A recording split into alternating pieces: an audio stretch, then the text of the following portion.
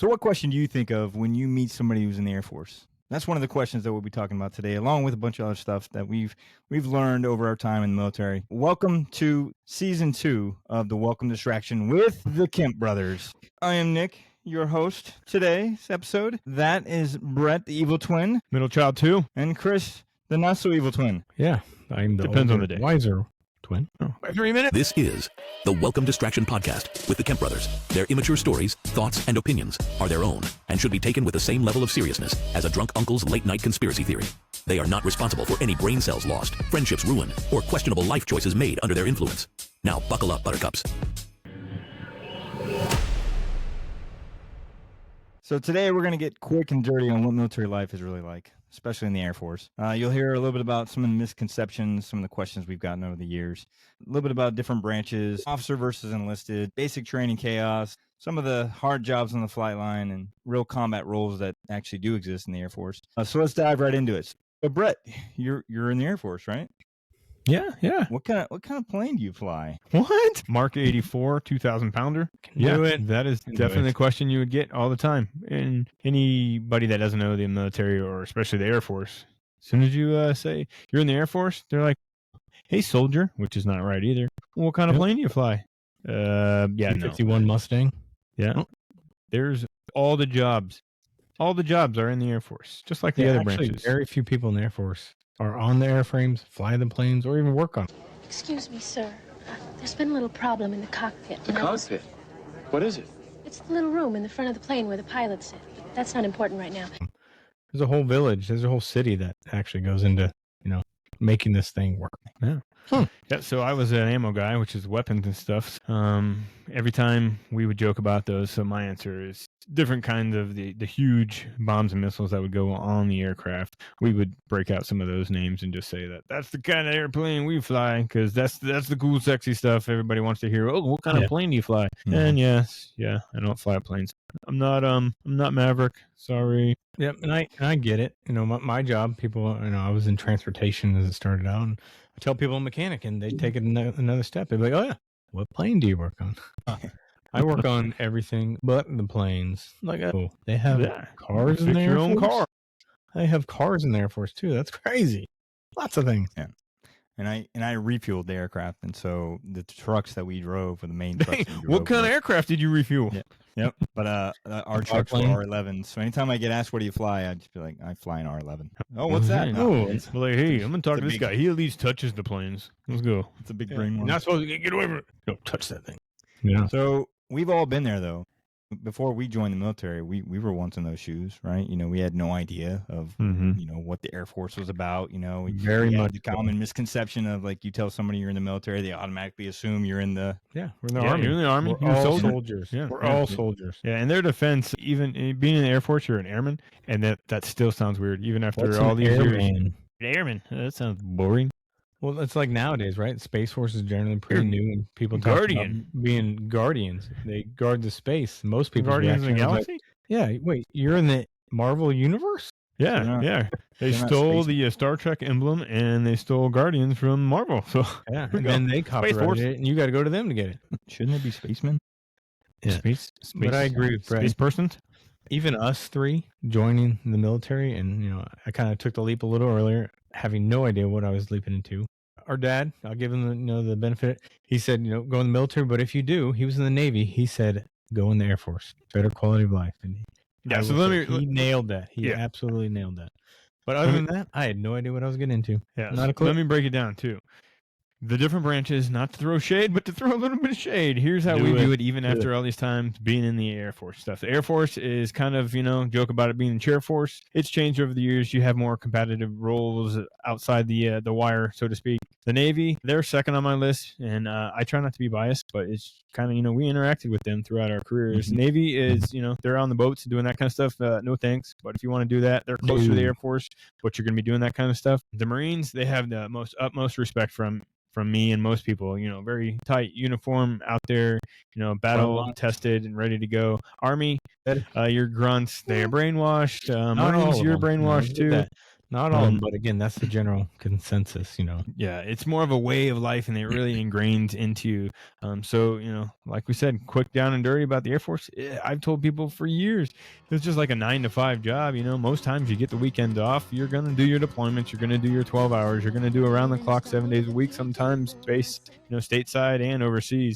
But for the most part, it didn't change who we are. It was a job, and it was provided a means, and most of the time stability. So I'd still say that, the Air Force, it still wins out, because to me, it provided a good life without changing who I am. And a lot of people want that. They need that discipline and guidance. So, go on over to the Army and the Marines. And then if you want to go float around for a while in the Navy, but even that's a stereotypical thing, because they have plenty of bases, and a lot of them will never be on boats as well. Yeah, I would say the military is great for young individuals that maybe don't know what they want in life. Mhm. And like you said, it gives them that foundation structure to figure it out.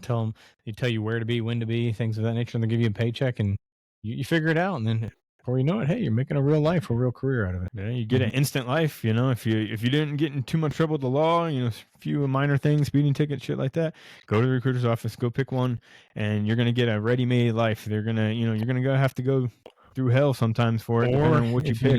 you're in the military and you do get in a little bit of trouble with the law while you're in the military, some people it happens to, Brett. I don't know who, but it does. But those people end up having some of the best perspective moving forward, and making it through life. A lot of jobs won't even give you that flexibility to keep around. They'll be like, see ya.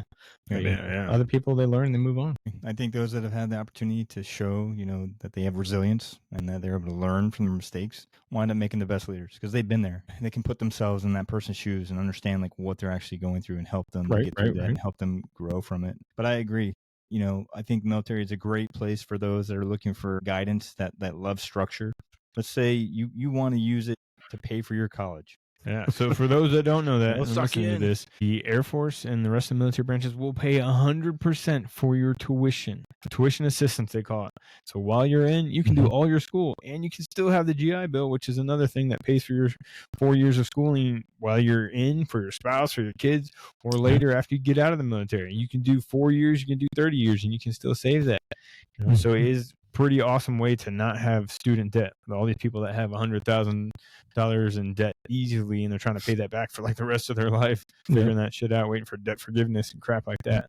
So take advantage of that. That's how I came in the military, thinking I was going to do 4 years, learn a trade, and get out and go back home, not realizing that, hey, home's going to change while you're gone. That's not going to be the same thing when you come back. And of course, that's what it is. And that's what a lot of folks want, the young people coming in to do that. And then they end up sticking around. And, but it was great for That's myself. what I did. Yep. I did one enlistment, 4 years, going to come in and get out. And then I was like, oh, yeah, what's plan B? I don't have one. Okay. Yeah. I'm going to re-enlist. And then you're halfway there. Like, shit, just keep going.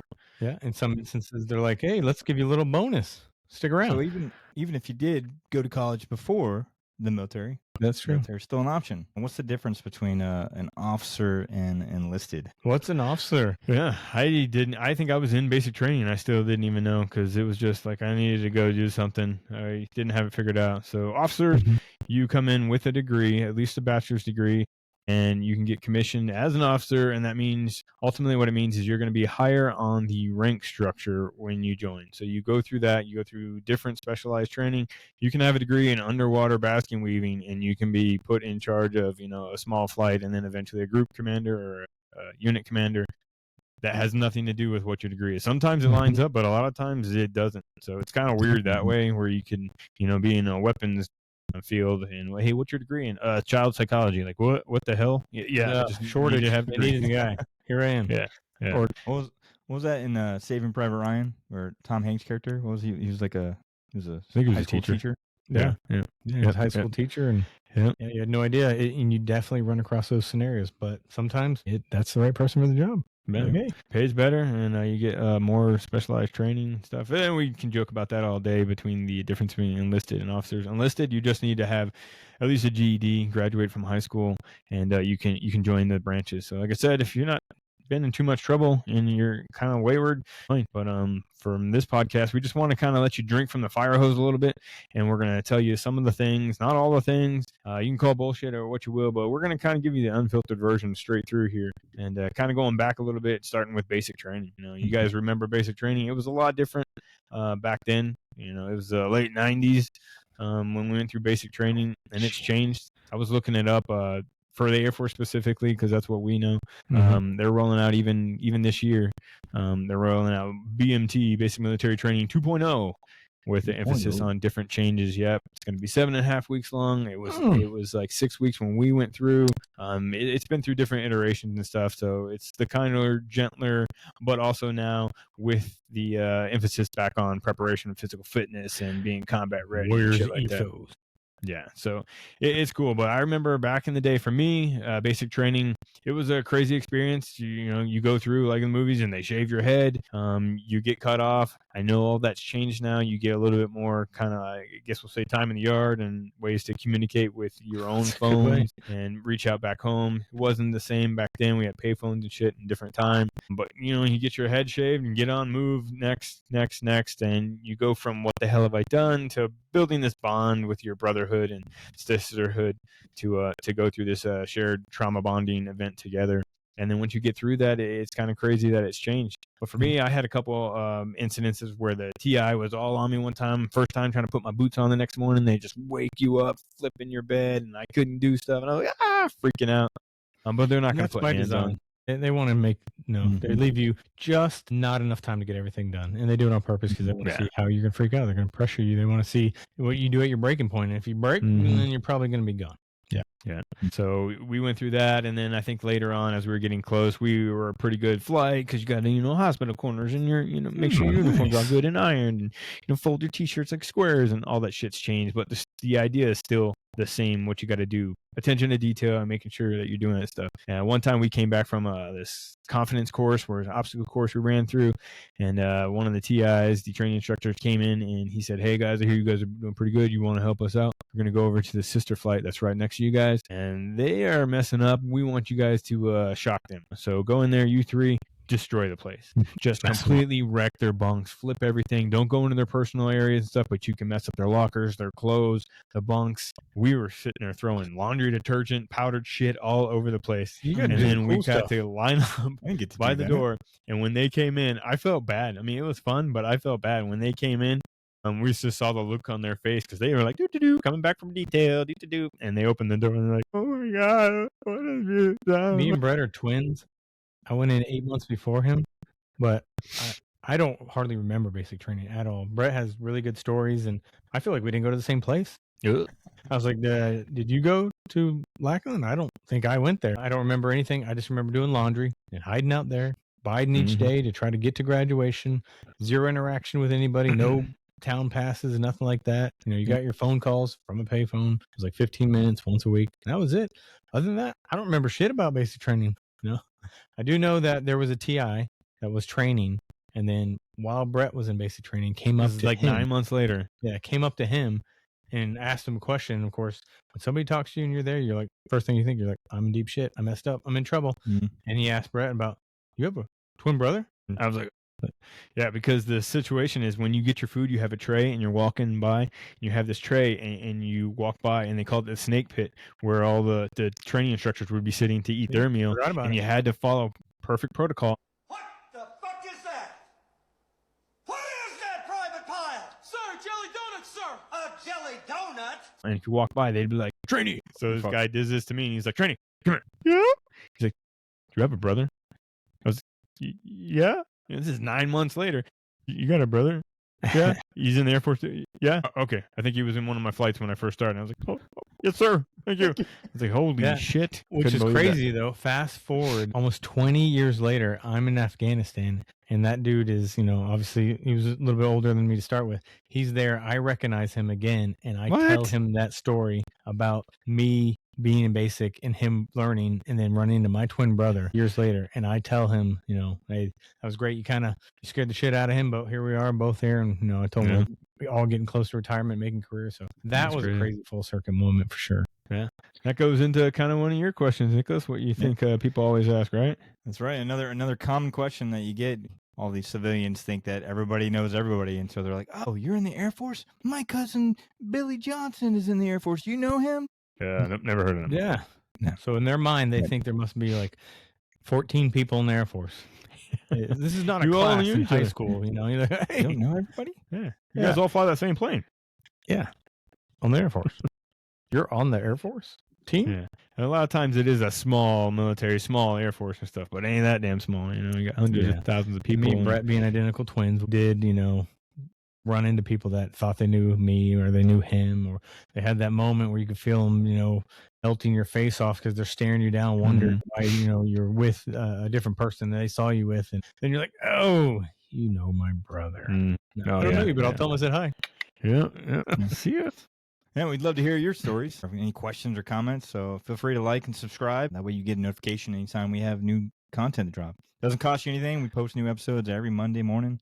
We also post new funny videos on our socials every day. So don't forget to head over to Instagram, yeah. TikTok, Facebook. Every day. X. Every day. We're doing something. So Go to the page. You can doom scroll through us all day. Yeah, every now and then I would also, even though I'm not a twin, we all look a lot alike. You got a brother? You got a brother in the military? I'm like, I mean, yeah, last name kind of gives it away. Which one you know? Like they're twins? What? I thought you were a twin. No. I thought I Those knew guys are him. twins. He didn't tell me I had a twin. They get all pissed off and walk away.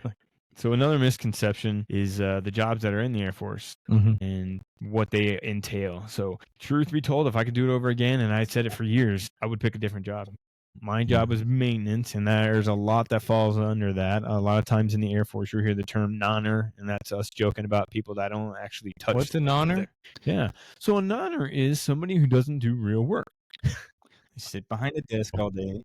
Nonner as in non-combat, but everybody, the political answer is that everybody is part of this cog in the machine, and it's true. You got to make sure the finance guy's doing his shit so you get paid, and update the paperwork so you can get re-enlisted if you're going to stay in, or so you can get out, and shit like that. So it's all important. There's all the job. But if I was going to do it again, I would pick something medical. Pick something, air traffic control, much more difficult, but these something that will commercially translate over used, yeah, like I always joke because I was an ammo guy, ammunition systems guy. It was cool as far as like being, maybe that teenager and like shit blows up and we put bombs and missiles. Oh my God, that's so cool. But as far as the practicality of it outside the military, I always joked that I was either going to be a terrorist or a pizza delivery guy, and there's probably only one way to do it. Yeah, you're not exactly allowed to put warheads on foreheads on the outside. Yeah. But Christopher, being a general purpose mechanic, That's he was right. able to go home and use that job, or he could get out and use it in a civilian capacity. So I always said that. Own shit. Yeah, if I was going to do it again, I would go medical. I would do, it doesn't have to be like, I'm not trying to be a surgeon, but you could do something on the enlisted side that is, radio tech, something that's a physician's assistant, things of that nature. Even that can be an officer as well. But those kind of things, they're going to translate. You're never going to not need medical people. If I So could you do it over those again, kind of things. I would have gone into I would go into the computer world. Yeah. Yeah.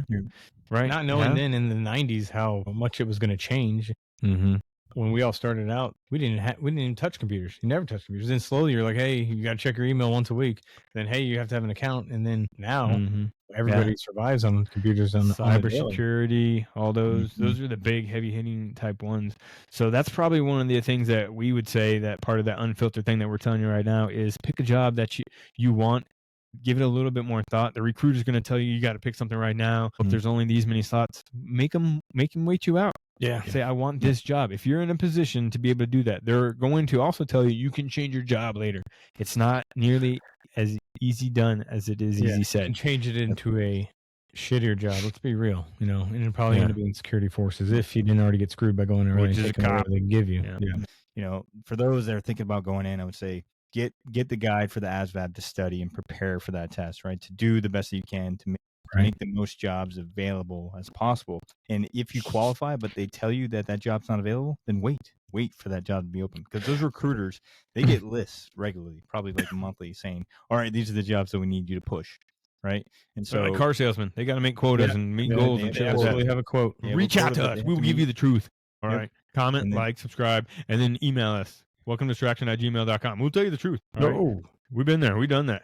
And regardless of the quota, sometimes the jobs that you do want are honestly not available. They're not taking anybody. So that's why I say wait if you can. Wait until an opening comes up. Yeah, absolutely.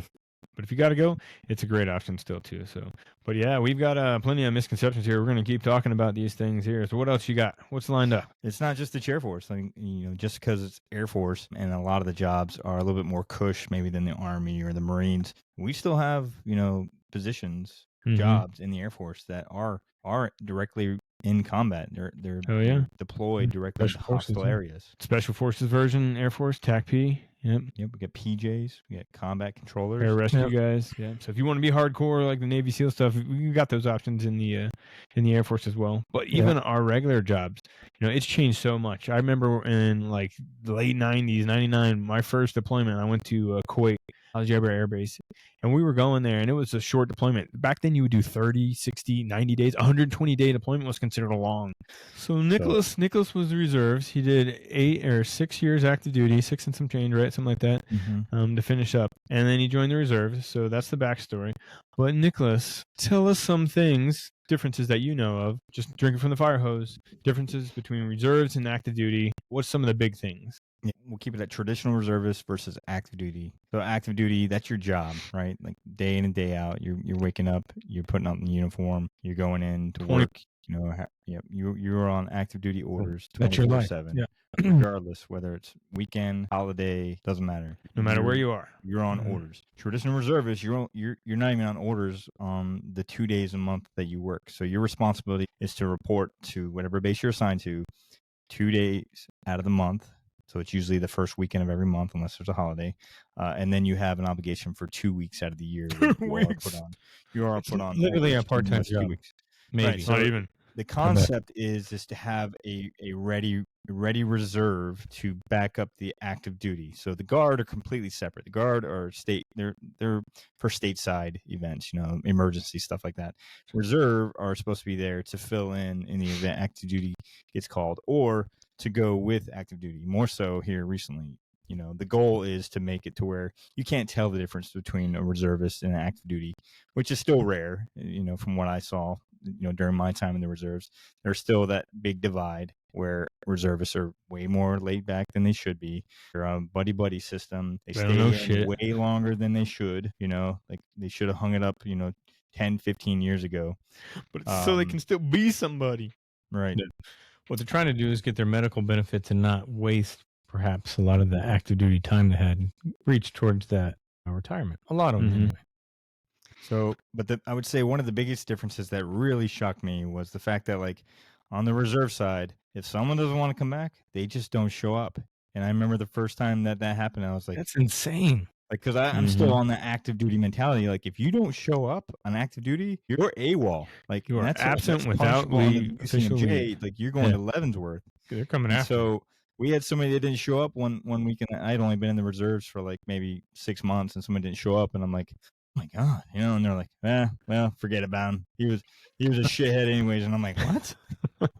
like we're not gonna take action on this? Like, shouldn't we be informing like the local police to hunt him down and bring him in? Like, nah, it doesn't work like that. Nick, calm down. Serious. The fugitive. So after doing my tour during the war and then switching over to the reserves, I learned that the reserves is kind of a nice little hidden treasure. I don't know how they get away with some of the stuff that they do. We went to places such as Italy, Japan, Europe, Puerto Rico. So the reason for going to those places, you're going to the active duty bases. You're integrating with the units, but you're also you're learning about the systems that they have there specifically. So that's definitely one of the perks for being in the reserves. You kind of get the best of both worlds. You get a taste of still being in. You get to wear the uniform, do those things, and if you play your cards right, you can utilize it to your benefit. And there's perks along the way. Nicholas was actually had a chance to commission, but it was kind of not working out with his current career aspirations, so he kind of had to politely decline, but it was still an opportunity. It would have been awesome if he had done that, but he still got to go 22 years when it was all said and done between active duty and reserves.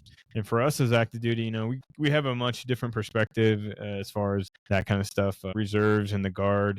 One of the things I will say, and the huge misconception is you've seen a lot of the airmen that come in as active duty for a 4 to 6 year enlistment. They do come in sometimes and just say, I don't want to do this anymore. Can I go home? can I just get out now? Yeah. No, the government owns your ass. There is no just getting out. You Literally have an property obligation and a of contract. the military. Right. A lot of people think you can just say, I quit. I don't want to do this. And like, no, that's not a thing. You signed up, you know, you got to honor this contract. Yeah. You volunteered to be here, even if it doesn't work out and you get the shitty base or the shitty job. So Yeah. you can go out there and make Sure. the best of it or, you know, the worst of it, and you can complain along the way. So it's not for everybody, you know, whether you're in the Marines or the Air Force, it's not always for everybody, but it's one of those things where you kind of like to come through it on the other side together. And it makes you stronger for it. You know, you just got to, There's no doubt there's aspects about it you miss, especially when you go over to the private sector and civilian. You're like, what? This is how people act? You're like, oh, that's not I how don't it miss should be. shit. Yeah. Well, I mean, I will admit, Shawshank Redemption, I'm a little institutionalized when it comes to that, but it made me who I am, and I appreciate it. But yeah, it's definitely things that'll always be with you. Would I go back right now? Nope. Say the medical side, that's a lot. We joke being in the military, and maybe it's not prevalently known as much, but the running joke is when people get married, they're like, oh, take me to, you know, the BX in the sky, which is the shopping area, right? Or the medical care that you get and stuff. It basically, say it's like free medical, but it's not free. It's provided a lot, depending on where you're at, by the military surrounding personnel that are there. So you kind of get what you pay for. So we could all tell many stories about how, you know, you got to wait, you don't get to pick. It's not like a network, you know, maybe some older people that are thinking to join.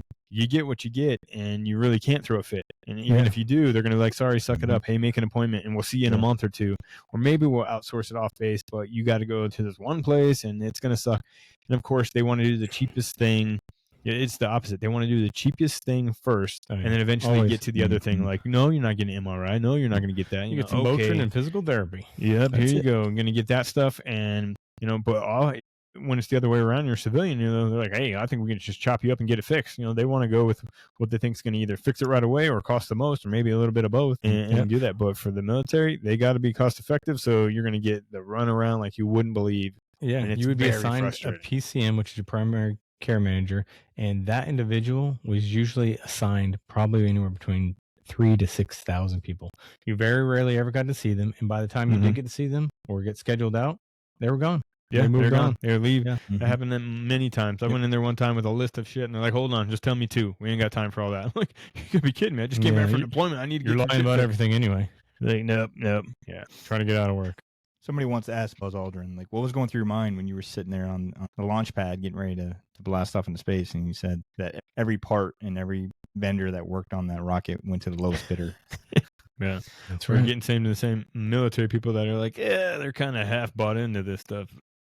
Yeah, don't get us wrong. They held us together somewhat. Again, depending on where you're at, what was available to you. Some of it was great care, some of it not so much. But you know, in the end, here we are. I think for lots of different experiences for sure. All of us are healthies. But also, I will say, it is, you get out of what you put in. You know, you keep fighting for it, and you know it's available there to you. You just have to keep at it sometimes. Things you didn't have to think about though too is like you always had these medical checkups, your annual, your dental and stuff like that. And then you get out and all of a sudden we're having an adult, and you're like, I gotta do that. Yeah, you don't know why I didn't schedule my own cancer after 5 years, and you're like, oh shit, I haven't been to the doctor in 4 years. You're not thinking of like, well, let me go get my colonoscopy. You know, like the military will schedule all these things for you, from mandatory your dentist, all that. Yeah, where we come full circle. If you're the kind that you need that kind of structure in your life, the military might be the place for you. So I used to joke, hey, if they wanted you to have a wife, the government would have issued it to you. Oh. They do pretty good talking about that. You can hear all kinds of complaints and shit like that, but yeah, we just want to clear up some myths here and misconceptions. If I had to do it again, though, I'd do it again. Do it again. It provided good life. Yeah. Let's just leave it like that. Misconceptions be damned. It provided good life, and I've definitely said that from the get-go. It's struggle. It's not for everybody. These deployments and trying to keep families and relationships together can be. It's hard enough in the civilian world, let alone in the military world, but it still managed to provide a good life for us. Yeah, for sure. Yeah, I would say we were lucky. The military was a good option and took care of us. For others, challenging, and that's okay. I think out of the population, only 1% serves in the military. Yeah, so think about that. Hey guys, thank you for your service. You know, Yeah, thank you for your service, You know, I want to recognize that those that have served in the military have been through a lot of things, and it's not always easy. If you are having any kind of mental health issues and struggling Sure. things going on in your life, there are Absolutely. resources that you can reach out to. So, please take advantage of those resources. for those that have been in trouble, have faced adversity, are better for it, and they can empathize with those other ones Oh going through the same shit and stuff. So it'll just make you stronger, get you to the next chapter of whatever that's going to be too. So you definitely don't have to think you're alone, because we joke often that you can't get to the top ranks without having these episodes where you do get in trouble in documentation and shit. So Yeah. it's all part of the process, Part of the and experience. that's outside the military too. Facing adversity. You can't have success without failure. All right, we're going to wrap things up. Today's episode was just a brief overview on a lot of different things. We can maybe go a little bit deeper in some of the stuff in future episodes, but we want to thank you for joining us for season 2. And Every week. if you're new, hey, we got new content every day over on the socials. We got Finger new guns. silly videos. We look forward to having you back for the next episode. For the Kemp Brothers, I'm Nick. I'm Brett. I'm Christopher. We'll catch you next time. Peace. Later.